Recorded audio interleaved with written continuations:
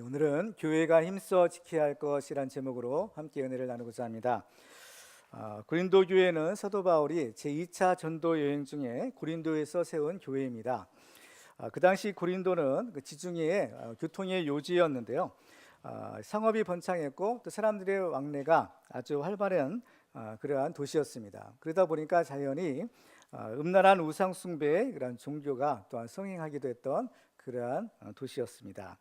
오늘 본문인 고린도전서는 바울이 제3차 전도 여행 중인 주 한 55년경에 바울이 에베소에 머물다가 이 고린도 교회에 보낸 편지입니다.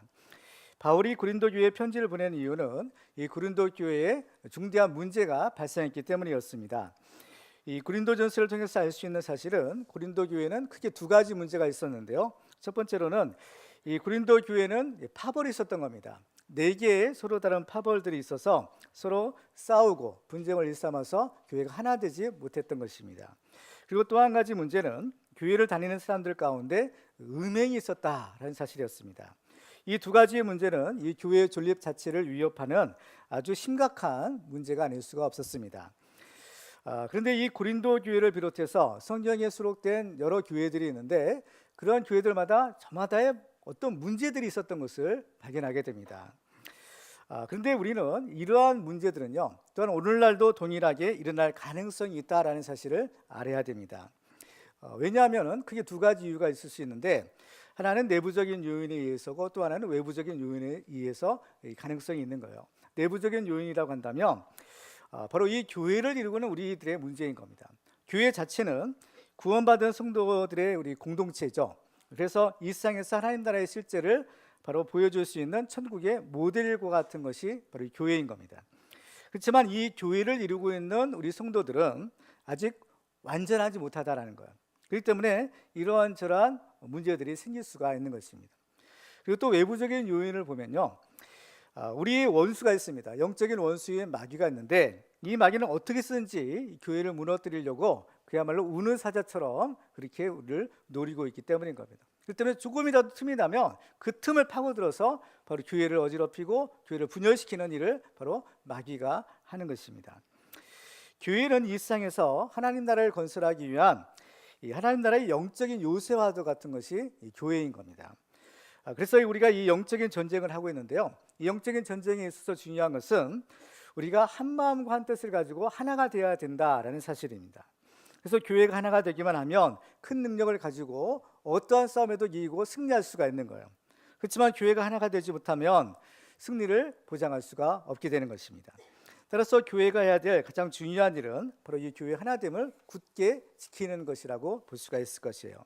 그래서 바울은 먼저 이 고린도전서 1장부터 4장까지에 걸쳐 이 고린도 교회의 첫 번째 문제인 이 파벌과 분쟁의 문제를 다루고 있는 것을 보게 됩니다. 이 편지를 쓸 당시에 에베소에 있던 바울이 그 고린도 교회에 대한 소식을 듣게 되죠. 고린도서 1장 11절에 보면 이렇게 기록합니다. 내 형제들아, 글로의 집 편으로 너희에 대한 말이 내게 들리니 곧 너희 가운데 분쟁이 있다는 것이라. 바울이 들은 소식은 좋은 소식이 아니라 분쟁이 있다라는 굉장히 안타까운 또 아주 위험한 소식이었습니다. 교회는 분쟁이 있어서는 안 됩니다. 교회는 어떠한 일이 있어도 갈라지고 서로 싸우면 안 되는 겁니다. 왜냐하면 이 교회의 머리는 그리스도시고 교회는 그 그리스도의 몸이 되기 때문인 것입니다. 그렇기 때문에 우리들은 이 분열된 고린도 교회에 주시는 이 바울의 권면의 말씀에 주목해 볼 필요가 있습니다. 고린도서 1장 10절을 같이 읽어볼까요? 시작. 형제들아, 내가 우리 주 예수 그리스도의 이름으로 너희를 권하노니 모두가 같은 말을 하고 너희 가운데 분쟁이 없이 같은 마음과 같은 뜻으로 온전히 합하라. 아멘. 이것은 고린도 교회에만 주시는 말씀이 아니라 바로 우리 모든 교회에 주시는 바로 예수 그리스도의 말씀인 것을 우리가 알 필요가 있습니다. 사도 바울은 성령이 하나 되게 하신 것을 힘써 지키라라고 했는데, 그러면 우리들은 이 교회 하나됨을 지키기 위해서 과연 무엇을 해야 될까요? 오늘 말씀을 통해서 우리들은 몇 가지 비결을 찾아보고 또 은혜를 나누고자 합니다. 교회 하나됨을 지키기 위해서는요, 첫 번째로 세상의 지혜를 자랑하지 말아야 합니다. 사람들이 서로 하나가 되지 못하고 분쟁하는 원인 가운데 하나는 다 자기가 똑똑하고 잘났다라고 생각하기 때문입니다.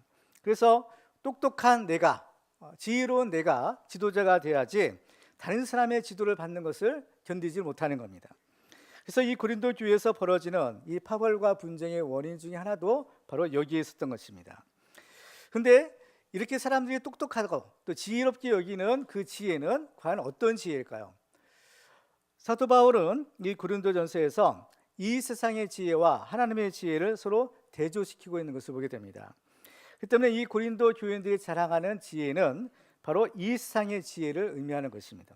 그래서 이 세상의 지혜라는 것은 우리 사람이 이 세상에 살아가는 동안에 잘 살고 또 출세하는 데 필요한 지혜를 말합니다. 예를 들면 어디에다 땅을 사놓고 또 어느 회사에 주식을 사놓으면 이제 얼마 되지 않아서 몇 배가 뛰어서 돈을 많이 벌 수 있다든지, 또 애들 교육하는데 어느 학원이 좋고 또 어느 선생님에게 배워야 하느냐, 뭐 이러한 정보 또 지식, 이런 것들을 의미하는 겁니다. 근데 이러한 지식과 지혜도 이 세상을 살아가는 데는 상당한 유용한 것이 되겠죠. 그렇지만 문제는 이 세상의 지혜를 가지고서는 가장 중요한 영적인 지혜인 진리인 하나님을 알 수 없다라는 사실입니다. 고린도서 1장 21절에 보면 하나님의 지혜에 있어서는 이 세상이 자기 지혜로 하나님을 알지 못하므로 하나님께서 전도에 미련한 것으로 믿는 자들을 구원하시기를 기뻐하셨도다라고 말씀합니다. 이 세상 지혜로는 하나님의 지혜를 알 수 없다라는 것입니다. 그 때문에 이 세상 지혜는 하나님의 지혜를 알 수 없기 때문에 하나님이 하시는 일, 특별히 예수 그리스도를 통한 우리의 구원의 일이죠, 그 일을 이해할 수가 없는 겁니다. 그래서 세상 사람들이 볼 때에는 바로 이 복음이, 바로 예수 그리스도를 통한 하나님의 구원이 어리석고 미련하게 보이는 겁니다. 그래서 고린도서 1장 18절에 보면 십자가의 도가 멸망하는 자들에게는 미련한 것이요 구원을 받는 우리에게는 하나님의 능력이라는 거예요. 이 십자가의 도가 우리에게는, 믿는 우리에게는 우리를 구원하는 하나님의 능력과 지혜지만 믿지 않는 자들에게는 이것이 어리석게 보인다는 겁니다. 그래서 이 세상 지혜는 하나님께 어리석은 것이다 라고 말씀합니다. 고린도서 3장 19절과 20절 같이 읽어볼까요? 시작. 이 세상 지혜는 하나님께 어리석은 것이니 기록된 바 하나님은 지혜 있는 자들로 하여금 자기 꾀에 빠지게 하시느니라 하였고 또 주께서 지혜 있는 자들의 생각을 헛것으로 하신다 하셨느니라. 하나님 보실 때는 이 세상 지혜는 헛것이다, 아무것도 아니다 라는 것이에요. 그 때문에 바울은 누구든지 정말 지혜 있는 자가 되기 위해서는 이 세상 지혜에 있어서는 차라리 어리석은 자가 되는 것이 낫다라고 말하는 겁니다. 고린도서 3장 18절에 보면 아무도 자신을 속이지 말라. 너희 중에 누구든지 이 세상에서 지혜 있는 줄로 생각하거든 어리석은 자가 되라. 그리하여 지혜로운 자가 되리라 라고 말씀합니다. 그러니까 이 세상의 지혜와 하나님의 지혜는 서로 정반대의 개념을 가지고 있는 거죠. 이 세상 지혜가 충만하면 하나님의 지혜가 부족하고, 또 하나님의 지혜가 충만하면 이 세상 지혜는 작게 되는 것입니다. 그러면서 여기서 아무도 자신을 속이지 말라라고 말씀합니다. 이 말은 무슨 의미냐면 지금 고린도 교인들은 자기 자신을 지혜롭다고 생각하는 거예요. 그렇죠? 그렇지만은 사실은 지혜롭지 않은 겁니다. 자기들은 지혜로워서 자기들이 당연히 그 교회를 다스리려고 당을 짓고 분쟁을 하고 있는 거예요. 그렇지만 그들은 사실은 지혜로운 자가 아닌 겁니다. 그래서 바울은 그들의 실상을 지적해 주죠. 고린도서 1장 26절을 보시면요, 이렇게 말씀합니다. 같이 한번 읽어볼까요? 시작. 형제들아 너희를 부르심을 보라. 육체를 따라 지혜로운 자가 많지 아니하며 능한 자가 많지 아니하며 문벌 좋은 자가 많지 아니하도다. 지금 이 고린도 교인들은 스스로는 지혜롭다고 했지만, 그러나 세상적인 기준으로, 세상의 지혜의 기준으로 보아도 사실 고린도 교회에 있는 성도들은 그렇게 지혜로운 사람들은 아니라는 겁니다. 문벌 좋은 사람도 없고 지혜로운 자도 많지 않다라는 겁니다. 이건 하나님의 지혜의 기준이 아니라 세상의 지혜의 기준으로 보아서도 사실은 별 볼 일은 없는 사람들이라는 겁니다. 그런데도 불구하고 이러한 얄팍한 지식을 가지고 자기가 지혜로운 척 이렇게 떠벌리고 말로써 문제를 일으키고 있는 것입니다. 그렇기 때문에 그들 자신을 스스로 지혜롭게 여긴다라는 것은 지혜롭지 않은 자들을 지혜롭게 여기니까 스스로를 속이고 있는 것이다 라고 말씀하는 겁니다. 그렇지만 바울은 이 세상의 지혜가 아니라 진짜 참된 지혜가 무엇인지를 알았던 사람입니다. 고린도서 2장 6절과 7절 같이 읽어볼까요? 시작. 그러나 우리가 온전한 자들 중에서는 지혜를 말하노니 이는 이 세상의 지혜가 아니요 또 이 세상에서 없어질 통치자들의 지혜도 아니요 오직 은밀한 가운데 있는 하나님의 지혜를 말하는 것으로서 곧 감추어졌던 것인데 하나님이 우리의 영광을 위하여 만세전에 미리 정하신 것이라. 아멘. 바울이 발견한 참된 지혜는 무엇인가 하면 바로 하나님의 지혜였던 것입니다. 그래서 이 하나님의 지혜가 무엇이냐? 곧 예수 그리스도를 말해요. 그래서 고린도서 1장 24절에 보면 이렇게 말하죠. 우리 같이 읽을까요? 시작. 오직 부르심을 받은 자들에게는 유대인이나 헬라인이나 그리스도는 하나님의 능력이요 하나님의 지혜니라. 그리스도는 하나님의 능력이요 하나님의 지혜라는 거예요. 그렇죠? 바로 이 하나님의 지혜가 예수 그리스도구나라는 것을 알게 됩니다. 그렇죠? 그래서 이 하나님의 지혜는 감추어졌던 것이기 때문에 아무도 알지 못했던 비밀이었던 것이에요. 그래서 골로새 1장에서도 보면 이 비밀은 만세와 만디로부터 감추어졌던 것인데 이제는 그의 성도들에게 나타났고 하나님이 그들로 하여금 이 비밀의 영광이 이방인 가운데 얼마나 풍성한지를 알게 하려 하심이라. 이 비밀은 너희 안에 계신 그리스도니 곧 영광의 소망이니라 라고 말씀합니다. 예수 그리스도를 통한 구원이 바로 하나님의 지혜요 능력이라는 겁니다. 그렇기 때문에 이것은 만세와 만디로부터 감추어졌던 그야말로 아무도 알지 못했던 비밀이에요. 그렇기 때문에 이 비밀을 아는 것이 얼마나 귀한 것입니까? 그렇기 때문에 바울은 고린도서 2장에서 이런 얘기를 해요. 내가 너희 중에서 예수 그리스도와 그가 십자가에 못 박히신 것 외에는 아무것도 알지 아니하기로 작정하였습니다. 이것은 바울이 다른 것은 알지 못하는 그런 무지한 그러한 어리석은 상태에 있는 것이 아니라 아는 거예요. 바울은 얼마나 학식이 많은 사람입니까? 똑똑한 사람이죠.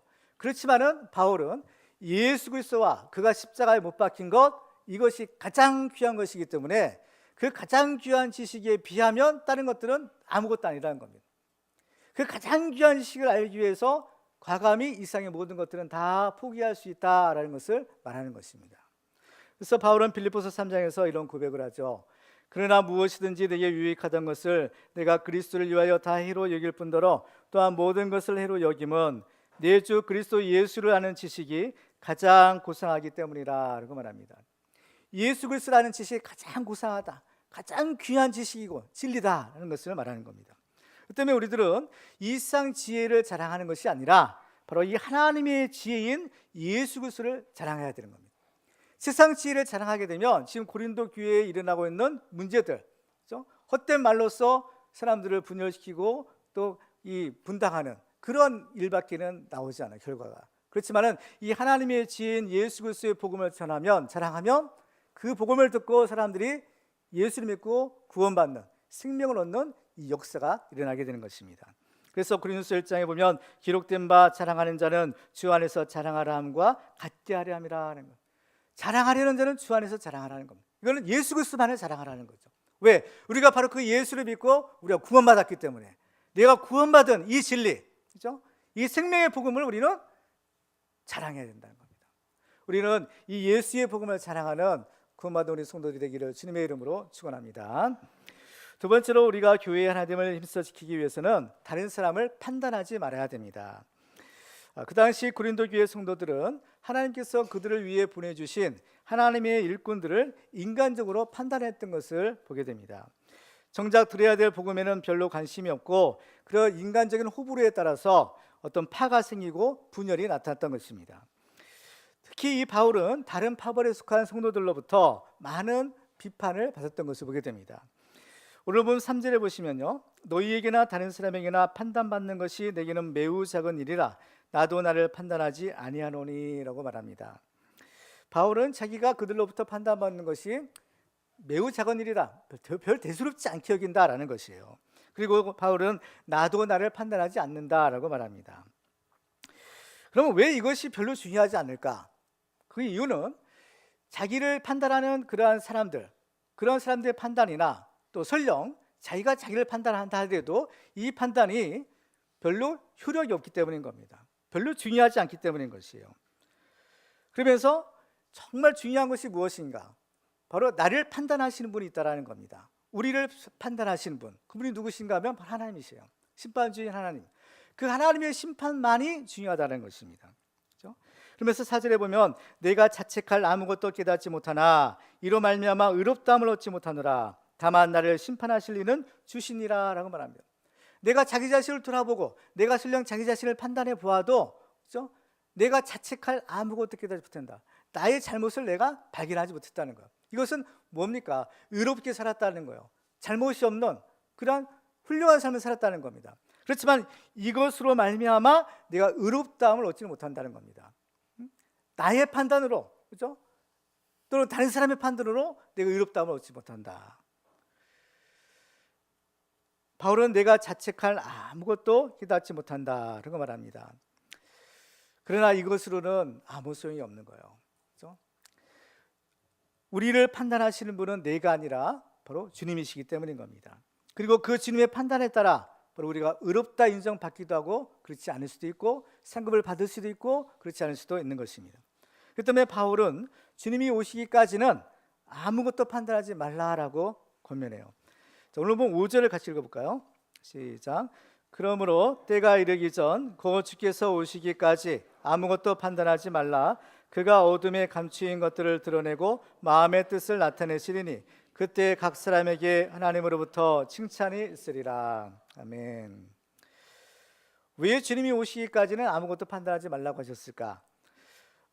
우리 사람은 첫 번째로는요, 우리가 판단한다 하더라도 우리가 판단하는 그 판단은 완벽한 것이 못 되기 때문인 겁니다.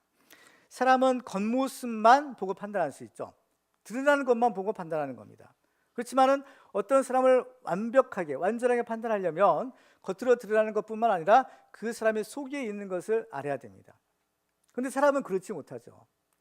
하나님은 우리의 마음과 심장과 폐부를 살피시는 분이라고 하셨어요. 그렇기 때문에 하나님은 우리의 겉으로 드러나는 것뿐만 아니라 우리 속에서 생각하는 것, 또 마음에 있는 것들, 모든 것을 다 완벽하게 아시는 거예요. 그래서 예수님이 재림하시면 그가 어둠에 감추인 것들을 드러내고 마음의 뜻을 나타내신다는 거예요. 그래야만 완벽한 판단이, 완벽한 심판이 가능하기 때문인 겁니다. 그렇죠? 그리고 또 우리가 다른 사람을 판단해서는 안 되는 또 한 가지 이유는 이 판단한다라는 것은 결국 심판한다는 것을 의미하는 거예요. 근데 이 심판의 권한은 우리에게 주어진 것이 아니라 오직 하나님께만 속한 고유의 권한이기 때문인 것입니다. 하나님께서 우리들에게 많은 권한과 능력도 주시지만 하나님께서 우리에게 허락하지 않는 영역이 있어요. 그 영역 가운데 하나가 뭐냐면은 바로 심판의 권한인 겁니다. 심판은 하나님께만 속한 것이에요. 하나님께서 우리 사람이 다른 사람을 심판하거나 설령 자기 자신을 심판하도록 허락한 적이 없어요. 심판은 오직 하나님께서만이 하실 수 있는 것입니다. 그렇기 때문에 우리가 만약에 다른 사람을 판단하는 것은 우리가 하나님의 자리에 올라서 하나님의 권한을 침범하는 그러한 결과가 되는 것입니다. 그렇기 때문에 우리들은 다른 사람을 판단하지 말아야 되는 겁니다. 겉으로 드러난 것만 가지고 저 사람이 이래, 저 사람은 저래, 그렇죠? 그래도 우리가 저지르기 쉬운 실수와 잘못이 판단하는 겁니다. 그렇죠? 다른 사람을 정죄하는 거예요. 그렇지만 우리는 이해서는 안 된다. 이런 일이 있으면 어떻게 해요? 선한 일이 안 되는 겁니다. 선한 결과 열매가 맺히잖아요. 이런 일이 있으면 반드시 거기에 문제가 생기는 겁니다. 시끄러운 일이 생기고 분열이 생기고 파벌이 생기는 거예요. 근데 이런 판단하는 것이 아니라 우리는 뭘 해야 되느냐? 그렇죠? 판단은 하나님께 맡기고 하나님께서 우리에게 주신 사명과 직분이 있어요. 그렇죠? 하나님께서 맡기신 일이 있는 겁니다. 그 일을 열심히 하다 보면, 그렇죠? 하나님의 선하신 판단을 우리가 받게 되는 겁니다. 그렇기 때문에 우리들은 판단하는 이 죄에 빠지지 말고 하나님께서 주신 그 사명을 잘 감당하는 우리 모두가 되기를 주님의 이름으로 축원합니다. 세 번째로 이 교회가 하나님을 지키기 위해서는 겸손하게 말씀 안에서 살아야 합니다. 지금 고린도 교인들이 서로 파벌이 생겨서 서로를 판단하고 서로 당을 짓는 까닭은 근본적으로는 그들이 영적으로 교만해졌기 때문인 것입니다. 바울은 고린도 교인들이 교만하다라는 증거를 두 가지를 들고 있는데요. 첫 번째는 자기를 자랑한다라는 겁니다. 자, 7절을 한번 같이 읽어볼까요? 시작. 누가 너를 남달리 구별하였느냐? 내게 있는 것 중에 받지 아니한 것이 무엇이냐? 내가 받았은즉 어찌하여 받지 아니한 것 같이 자랑하느냐? 지금 고린도 교인들은 자랑하고 있어요. 무엇을 자랑하느냐? 하나님이 주신 것들을 가지고 자랑하고 있는 겁니다. 그렇죠? 바울은 말합니다. 내게 있는 것 중에 받지 아니한 것이 무엇이냐라는 거. 고린도 교인들은 예수 믿고 나서 많은 하나님의 은혜, 하나님의 복을 받았습니다. 그렇죠? 그 때문에 지금 고린도 교인들이 가지고 있는 것은 누가 주신 거예요? 하나님이 주신 겁니다. 이것이 우리의 공로로 얻은 것이 아니라 하나님의 은혜의 선물로 다 주신 거예요. 그럼에도 불구하고 이 사람들은 그걸 가지고요, 자기 자랑을 하는 겁니다. 하나님께 영광을 돌리고 또 하나님의 일을 하는 것이 아니라 이거 가지고 자기 자랑이에요. 특히 고린도 교회는 여러 가지 은사들을 하나님 많이 주셨죠. 방언의 은사도 있고 병 고치는 은사도 있고 방언 통변의 은사도 있고 여러 가지 은사를 줬는데 이 사람들은 그 은사를, 그 귀한 은사 받아가지고 일하는 것이 아니라 자랑하는 데 쓰는 겁니다. 나 이런 은사 받았다, 저런 은사 받았다, 그렇죠? 그래가지고 오히려 이런 은사들이 교회에서 문제가 되는 겁니다. 그렇죠? 문제가 되는 거예요. 하나님이 주신 것 가지고요, 하나님께 영광을 돌려야 되는 거예요. 이거 가지고 괜히 자기 자랑하고 자기를 내세우고 하면 이게 안 되는 겁니다. 그렇죠? 에베소 2장 8절에 보면 너희는 그 은혜에 의하여 믿음으로 말미암아 구원을 받았으니 이것은 너희에게서 난 것이 아니요 하나님의 선물이라. 행위에서 난 것이 아니니 이는 누구든지 자랑하지 못하게 하려 함이라. 그저 구원 얻는 것, 또 은사 받은 것, 여러 가지 복 받는 것, 이런 것들이 다 하나님의 은혜의 선물로 주셨다는 겁니다. 그러니까 우리들은 이걸 가지고 헛된 자랑하는 것이 아니라, 그죠? 하나님 주신 사명을 잘 감당하는데 써야 한다라는 겁니다. 그리고 또 한 가지 고린도 교인들의 교만의 증거는 그들이 스스로 높아져서 왕이 되었다라는 겁니다. 자, 8절 같이 읽어볼까요? 시작. 너희가 이미 배부르며 이미 풍성하며 우리 없이도 왕이 되었도다. 우리가 너희와 함께 왕노릇하기 위하여 참으로 너희가 왕이 되기를 원하노라. 여기서 보면 너희가 이미 배부르며 이미 풍성하며 라고 말하고 있습니다. 이것은 이 고린도 교인들이 하나님의 은혜에 대해서 이미 배가 불렀다라는 거예요. 하나님의 은혜에 배가 불렀다라는 것은 한편으로 보는 건 좋은 의미죠. 하나님의 은혜를 많이 받은 것이기 때문에 한편으로는 좋은 의미로 쓰일 수도 있어요. 그렇지만 여기에서는요, 이 말이 결코 좋은 의미로 쓰인 말이 아닌 겁니다. 왜냐하면 하나님의 은혜에 배가 불렀다라는 것은 이제 더 이상 하나님의 은혜를 사모하거나 구하지 않는다라는 것을 의미하기 때문인 거예요. 사람이 배가 고플 때는 막 음식을 먹고 싶은 마음, 그죠? 식욕이 막 땡기잖아요. 근데 뭐 어느 정도 음식을 포만하게 먹으면 어때요? 더 이상 음식 먹고 싶은 생각이 들지 않는 겁니다. 그러니까 음식에 대한 간절한 마음이 사라지는 거예요. 그래서 잠언 27장에 보면 배부른 자는 꿀이라도 싫어하고 줄인 자에게는 쓴 것이라도 단이라라는 거예요. 근데 이 하나님의 은혜에 배부르다, 그건 뭐예요? 더 이상 이 하나님의 은혜를 필요치 않는다는 거예요. 그렇죠? 사모하지 않는다는 겁니다. 그러나 우리는 다른 것은 몰라도 이 하나님의 은혜에 대해서만은 결코 배불러서는 안 되는 겁니다. 성경에 보면 복이 있는 사람이 어떤 사람입니까? 하나님의 은혜에 대해서 줄이고 옥마는 사람이 복이 있는 사람이라고 말씀하시죠. 왜냐하면 이 하나님의 은혜를 사모하는 사람이 하나님 주시는 은혜, 그 복을 받을 수 있기 때문인 겁니다. 그래서 마태복음 5장에 보면 의에 줄이고 목마른 자는 복이 있나니 그들이 배부를 것이요 라고 말씀합니다. 그래서 이 사람들은 우리 없이도 왕이 되었다라고 말해요. 우리 없이도 왕이 되었다는 것은 무슨 뜻입니까? 왕이라는 것은 주권자죠. 모든 것을 자기 마음대로 할 수 있는 사람입니다. 그렇기 때문에 이것은 우리는 결코 왕이 될 수는 없는 거예요. 우리의 왕은 누가 되시는 거예요?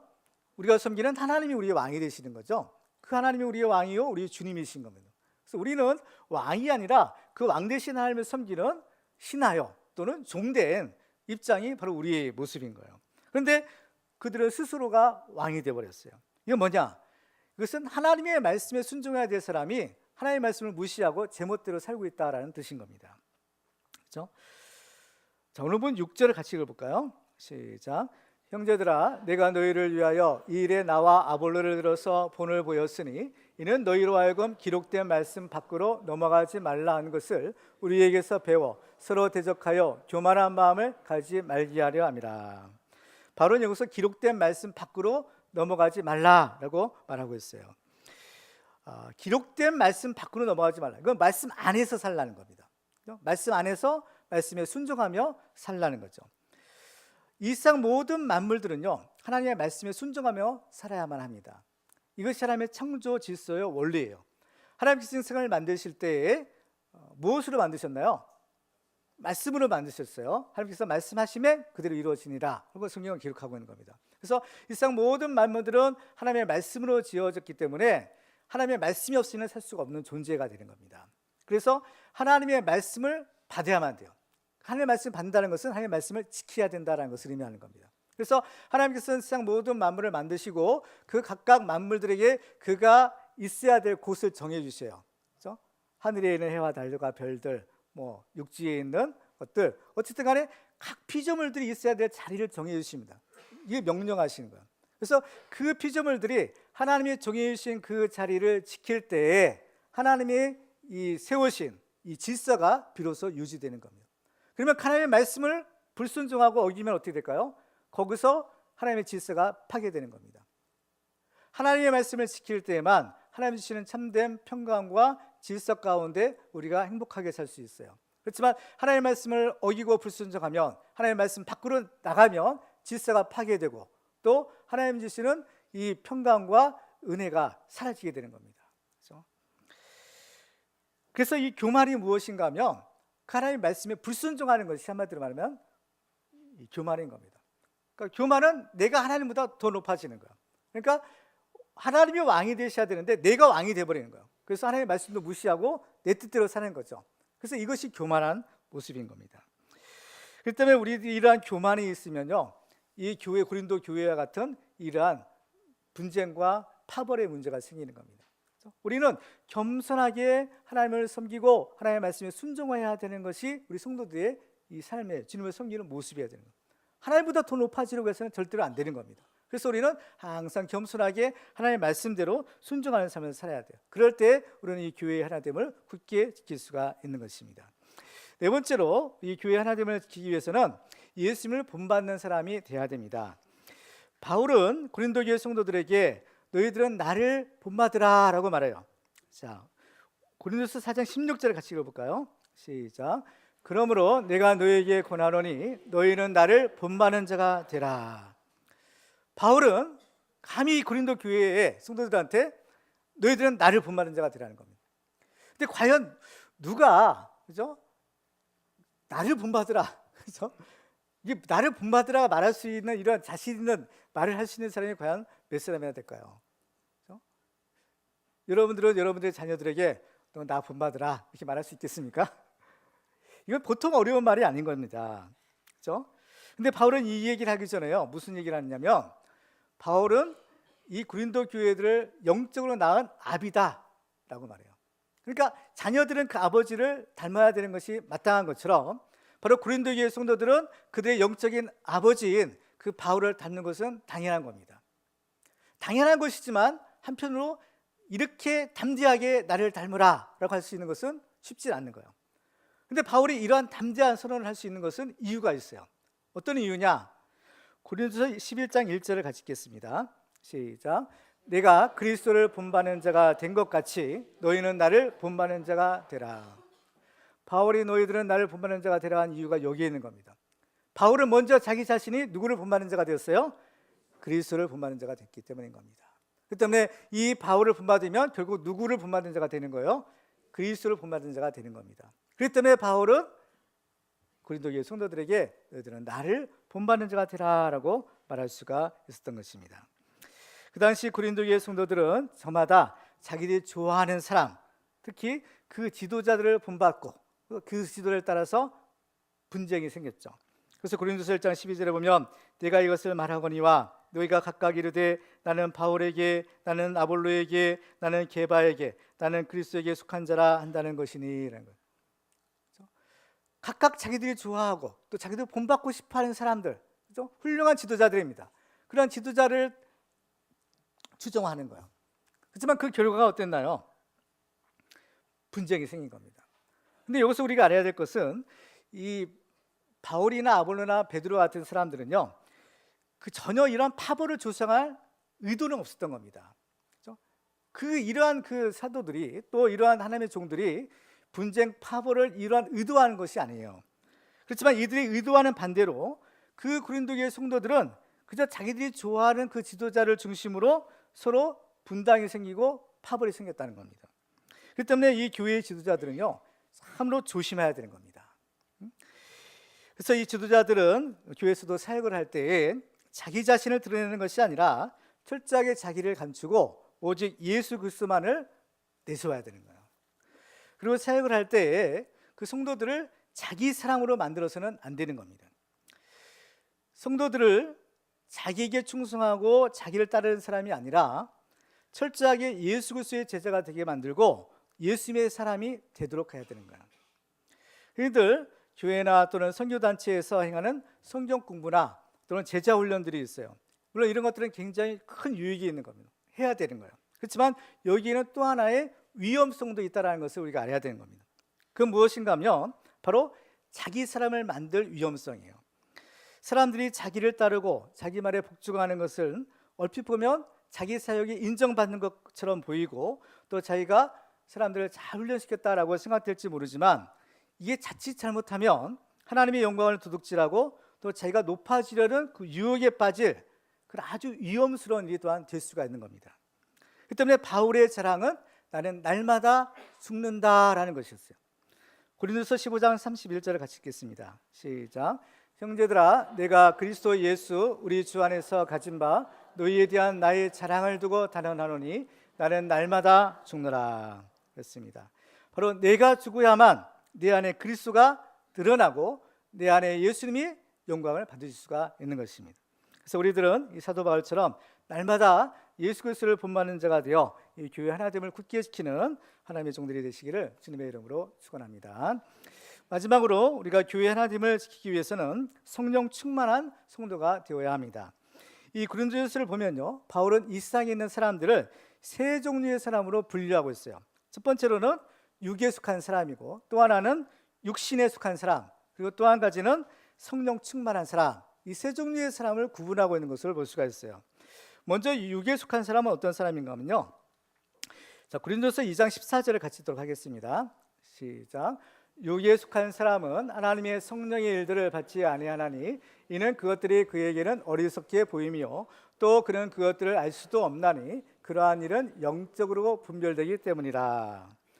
자, 여기서 육에 속한 사람은 하나님의 성령의 일을 받지 않는다라고 했어요. 이 육에 속한 사람은 어떤 사람이냐? 바로 하나님을 믿지 않는 세상 사람을 말하는 겁니다. 그렇죠? 왜냐하면 이 사람들은 하나님의 성령을 받지 않는다는 것이에요. 그런데 하나님의 성령을 받지 않으면 하나님을 믿을 수 있을까요? 없는 겁니다. 하나님을 믿으려면 하나님의 영이 있어야 돼요. 우리가 우리 힘으로 하나님을 믿을 수 있는 것이 아닌 겁니다. 우리가 하나님을 믿으려면 하나님의 영인 곧 성령이 있어야 되는 거예요. 성령의 도우심을 받아야만 되는 겁니다. 그렇죠? 그래서 이 성령 하나님의 도우심을 받아야만 우리가 하나님을 비로소 알 수 있고 또 하나님을 믿을 수도 있는 거예요. 우리가 하나님을 알 수 있나요? 하나님을 알 수가 없는 겁니다. 더군다나 하나님의 지혜, 예수 그리스도는 예수 그리스도의 구원은 하나님께서 만세와 만대 전부터 감추어진 비밀 중의 비밀이라고 했죠. 그렇기 때문에 이 하나님을 알기 위해서는 반드시 성령의 도우심을 받아야 되는 겁니다. 그래서 고린도서 2장 10절 이하를 같이 한번 읽어볼까요? 시작. 오직 하나님의 성령으로 이것을 우리에게 보이셨으니 성령은 모든 것 곧 하나님의 깊은 것까지도 통달하시느니라. 사람의 일을 사람의 속에 있는 영 외에 누가 알리요? 이와 같이 하나님의 일도 하나님의 영 외에는 아무도 알지 못하느니라. 우리가 세상의 영을 받지 아니하고 오직 하나님으로부터 온 영을 받았으니 이는 우리로 하여금 하나님께서 우리에게 은혜로 주신 것들을 알게 하려 하심이라. 아멘. 그렇습니다. 이 성령을 우리가 받아야만 하나님의 일을 알 수 있고 하나님의 지혜를 알 수 있고 하나님을 믿고 구원받을 수 있다는 것입니다. 그렇죠? 특히 예수 그리스도의 십자가가 우리를 구원하신 하나님의 능력이요 하나님의 지혜라고 했어요. 그렇죠? 그 때문에 이 하나님의 지혜를 우리가 알기 위해서는 하나님의 영인 성령을 반드시 받아야 되는 겁니다. 그러면 우리는 어떻게 성령 받을 수 있을까? 우리가 예수를 믿기로 결단하면 하나님께서 성령을 보내주시는 거예요. 그래서 성령께서 우리 마음 가운데 역사해서 우리의 마음의 문을 열고 예수님을 영접하고 믿을 수 있는 겁니다. 그래서 이 성령의 역사로 인해서 우리가 거듭난 하나님의 자녀가 될 수 있는 거예요. 그렇죠?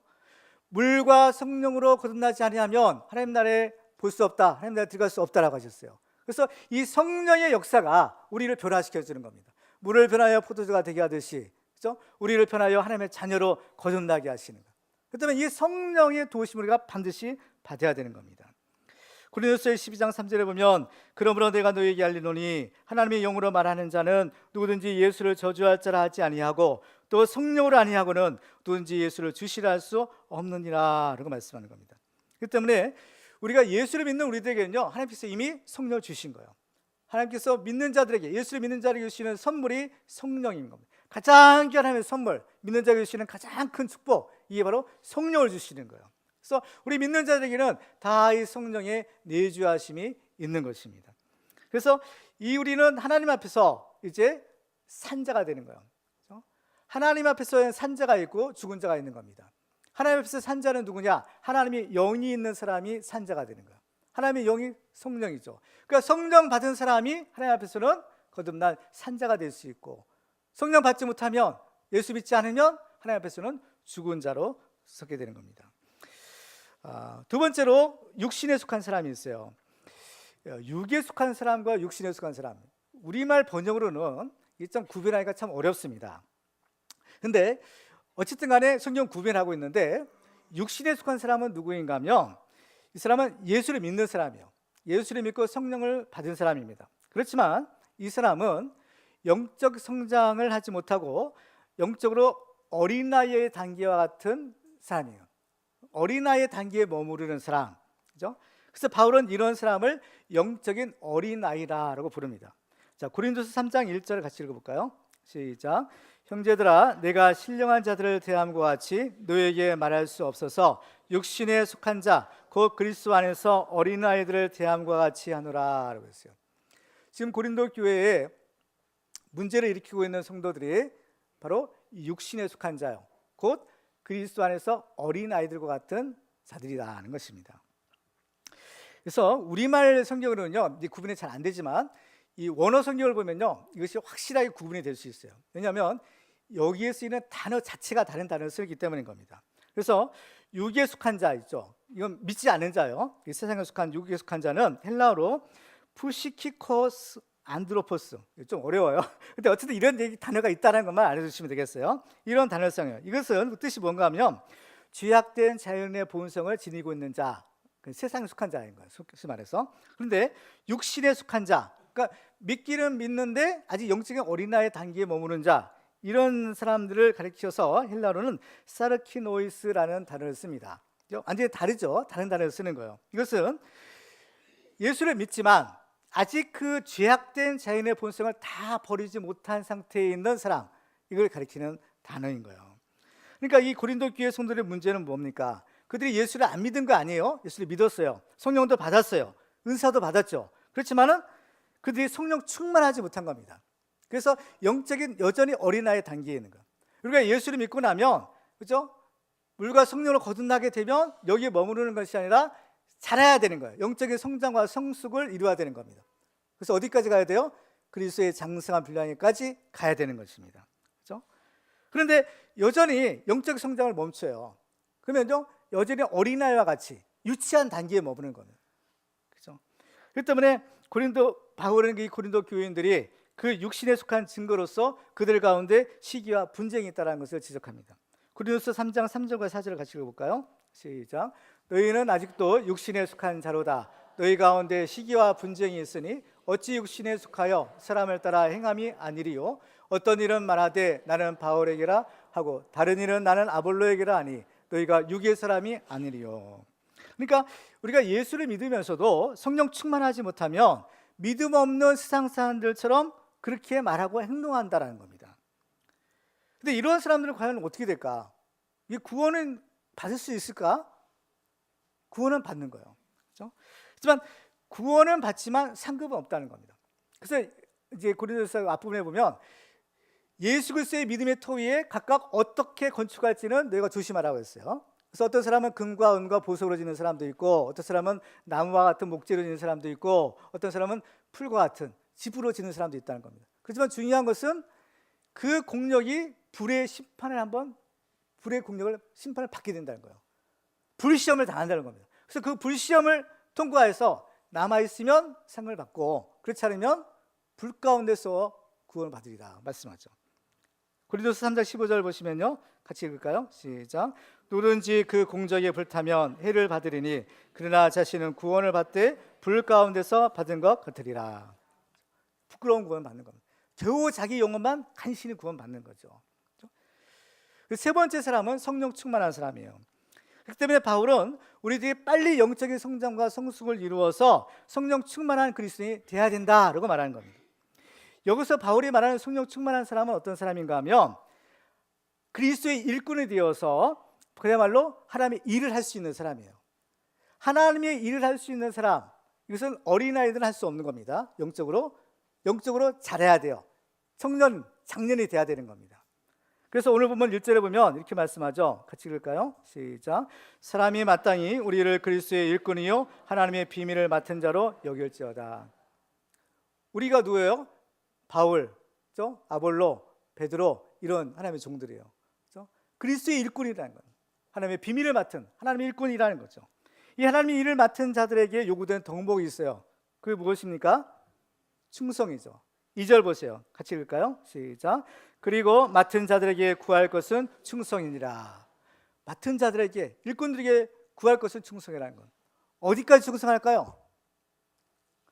죽도록 충성하라. 그러면 생명의 멸류관을 너에게 주리라는 거예요. 그야말로 우리 목숨 바쳐 생명 다하여 죽도록 충성하는 거예요. 이게 하나님 일꾼의 자세인 겁니다. 그러면 생명의 멸류관을 너에게 주리라 말씀하는 겁니다. 근데 이 충성한다라는 것은요, 하나님께 인정받는 신앙생활을 해야 된다는 것을 말하는 겁니다. 충성한다. 이거는 어떻게 보면 우리말로는 내가 충성하는 것 같아요. 물론 이거 내가 충성하는 거지만 이 충성이라는 이러한 단어는요, 신실하다라는 말과 또 발견하다, 찾다라는 그게 두 개의 동사가 합쳐진 단어인 겁니다. 그래가지고 이 동사의 문법적 형태는요, 수동태를 쓰고 있어요. 그러니까 이것은 직역을 하면 이렇습니다. 신실한 자로 발견되어져야 된다. 또 신실한 자로 판명되어져야 된다는 거예요. 그러니까 이건 내가 판명하는 것이 아니라 누구한테? 하나님께 판명되는 거예요. 하나님께 판단받는 거예요. 그러니까 내가 열심히 일하면 누가 판단하세요? 하나님이 판단하시고 나는 그렇게 신실한 자로 하나님께 판단을 받아야 된다는 겁니다. 이게 충성된 자인 거예요. 그러니까 우리는 다른 사람들 판단받는 거, 다른 사람들 눈 의식하는 거, 이거 의식하지 말고, 심지어는 나 자신도 나를 판단하지 말고, 오직 우리는 누구 앞에서? 하나님 앞에서 하나님께만 인정받고 하나님께만 충성하는 하나님의 종이 돼야 된다는 거. 그래서 이 각자 하나님께서 우리에게 주신 사명을 가지고 충성할 때 교회는 하나가 될 수 있는 겁니다. 괜히 쓸데없는 충성하지 않는 사람들이 문제를 일으키는 거예요. 우리는 앞서가신 예수님만 바라보고, 우리 예수님 이 십자가만 바라보고, 주님만을 바라보고 주님을 따라가는 충성된 주의 종들이 되시기를 주님의 이름으로 축원합니다. 말씀을 맺겠습니다. 정말 오늘 말씀을 통해서 우리들은 이 치열한 영적 전쟁을 치르고 있는 이 교회가 해야 될 가장 중요한 일이 바로 교회 하나됨을 지키는 것이다 라고 했습니다. 그래서 이 교회 하나됨을 지킬 때 교회 안에 있는 우리의 가정을 지키고 또 우리 영혼을 지킬 수가 있는 것이, 그렇기 때문에 우리 이 교회 하나됨을 지키는 것이 너무나 중요한 일이고, 성령께서 하나 되게 하신 이 교회 하나됨을 힘써 지키는 하나님의 종들이 다 되시기를 주님의 이름으로 축원합니다.